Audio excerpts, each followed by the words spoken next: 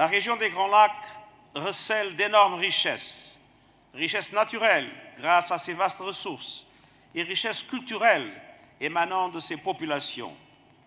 Mais année après année, cette incroyable richesse est minée par les vols, les conflits et les crises. Pendant des décennies, les peuples de la région ont été victimes de pillages et de violences. La signature, il y a maintenant 10 ans, de l'accord-cadre a suscité beaucoup d'espoir.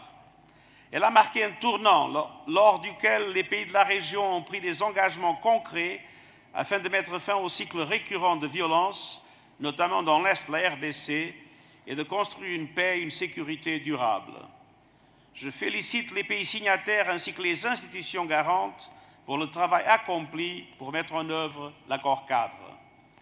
Malheureusement, la crise actuelle souligne tout le chemin qu'il reste à parcourir. Malgré nos efforts collectifs, plus d'une centaine de groupes armés congolais et étrangers opèrent aujourd'hui encore et menacent ainsi la stabilité de l'ensemble de la région des Grands Lacs. La présence de ces groupes armés, le M23, l'ADF, les FDLR, Codeco, le Red Tabara et d'autres, entraîne des drames humains et des abus graves des droits humains, y compris des violences sexuelles. Elles alimentent également la méfiance et les tensions récentes entre pays de la région. En RDC, depuis la résurgence de l'M23 en novembre 2021, plus de 500 000 personnes ont dû fuir. Et la situation dans la province d'Ituri reste aussi extrêmement préoccupante. Il est temps que cesse la violence. Et je réitère mon appel envers tous les groupes armés. Déposez les armes immédiatement et rejoignez les processus de démobilisation, de désarmement et de réintégration. Et j'exhorte également les responsables politiques et communautaires à en finir avec les discours de haine et d'incitation à la violence.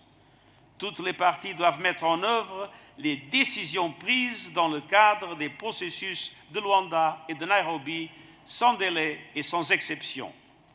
Seul le dialogue constant et sincère permettra aussi de trouver des compromis durables. Je salue les efforts récents des dirigeants de la région afin d'éviter une escalade des tensions.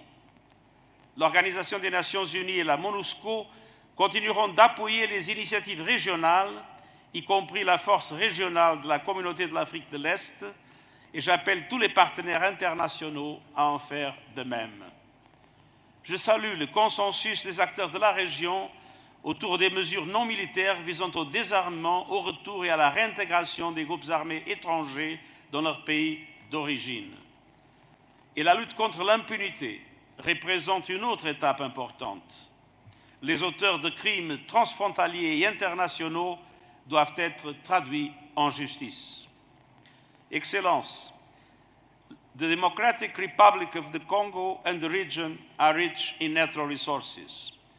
The Congo Basin is home to the second largest rainforest in the world, accounting for 10% of global biodiversity. It has an abundance of unique animal and plant species and many precious minerals.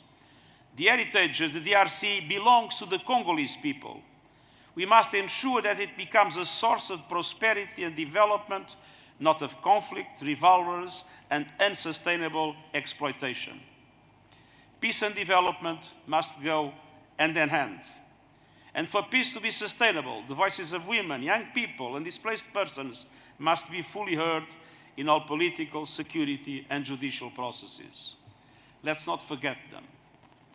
Excellencies, I encourage the signatory countries, the African Union, the International Conference of the Great Lakes region, and the Southern African Development Community to redouble their efforts. In this context, I welcome the initiative taken by the Peace and Security Council of the African Union in February to revitalize the framework. The United Nations remains fully engaged by your side. Only together can we achieve the common objectives of peace, security, and cooperation of the Addis Ababa framework. The peoples of the region are counting on us. I thank you. Asante sana. Murakoze Chane.